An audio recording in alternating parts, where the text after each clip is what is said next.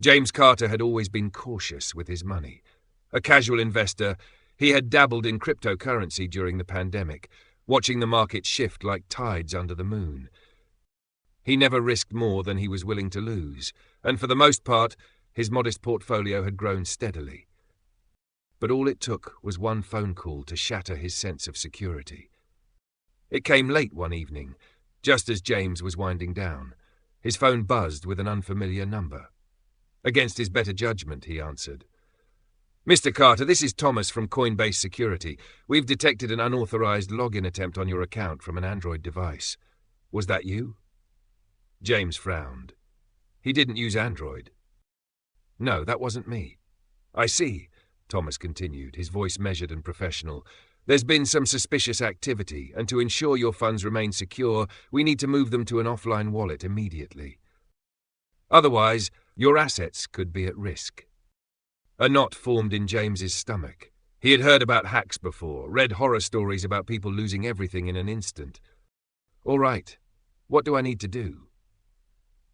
"It's a simple process," Thomas assured him. "We'll also need to convert your assets to Ethereum. It's more secure and allows us to issue an insurance policy to protect your holdings." That sounded reasonable. In fact, James had been meaning to transfer his assets to an offline wallet anyway. Still, something gnawed at him.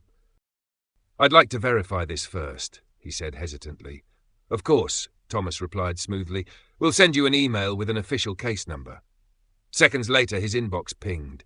The email looked legitimate, Coinbase branding, a formal case number, and detailed instructions. He exhaled, some of his anxiety fading. Maybe this was real after all. Just as he was about to follow the instructions, Thomas spoke again. "Do you have any assets in Robinhood? We've seen a pattern of breaches affecting both platforms." James hesitated. Yeah, I do." "I'm looping in a representative from Robinhood now. He'll guide you through securing those funds as well." A new voice entered the call, British accent, confident but urgent. "Mr. Carter, this is Alan from Robinhood. Time is critical. We need to act fast before your assets are compromised." James felt his pulse quicken.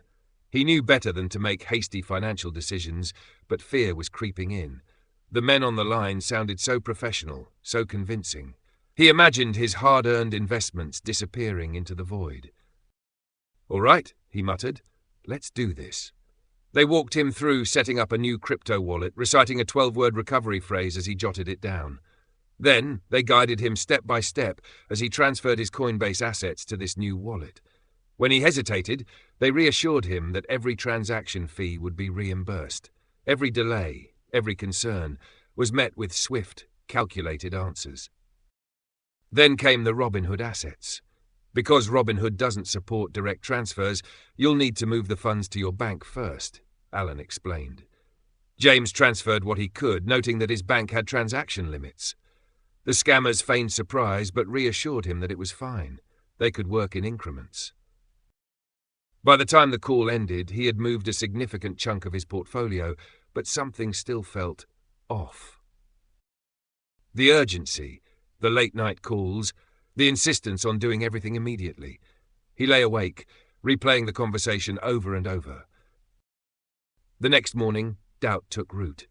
He Googled Coinbase security protocols and found one glaring fact. Coinbase never calls customers. Just a quick interruption. We hope you're enjoying these stories. It takes time to write them and create these videos, and your support means the world to us. If you're enjoying the content, we'd be incredibly grateful if you could take a moment to like and subscribe. It really helps us keep bringing you more stories. Thank you. Panic surged through him. He scrambled to log into the new wallet where he had transferred his assets. Empty. His hands trembled as he checked the transaction history. His funds were gone, funneled away through a chain of crypto wallets, impossible to trace. His stomach dropped. He had been played. Heart pounding, he called the numbers back. One went straight to a Google Voice message. The other was perpetually busy. Desperation turned to rage. He contacted Coinbase and Robinhood support. Coinbase locked his account, confirming that they had never contacted him. Robinhood, to their credit, launched a full-scale investigation, but the damage was already done. His funds were gone, unrecoverable. Then, as if to twist the knife, his phone rang again. The same number. "Mr. Carter, we need to finalize your asset protection." James gritted his teeth.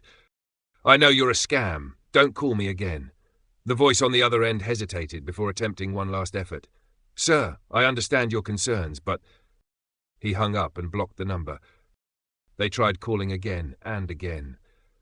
The anger in his gut gave way to something colder. Determination. He compiled every receipt, every call log, every email. He reported everything to the FBI, Interpol, anyone who would listen. He knew the odds of recovering his funds were slim, but he wouldn't go down without a fight. James had always considered himself cautious, but he had learned the hard way that even the smartest people could fall for a scam when fear clouded their judgment.